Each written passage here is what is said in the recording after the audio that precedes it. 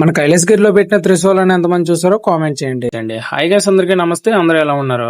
మాయా summer కదరా, ఎక్కడికన్నా swimming pool కి తీసుకెళ్ళానంటే పద నాకు తెలిసిన ప్లేస్ తీసుకెళ్తానని చెప్పి కరాటీ స్కూల్ కాడికి అయితే తీసుకొచ్చాడు. అదే మాయ కరాటీ నేర్చుకుంటున్నాం అంటే, కాదు ఇక్కడ స్విమ్మింగ్ పూల్ ఉందంటే వెళ్ళాము.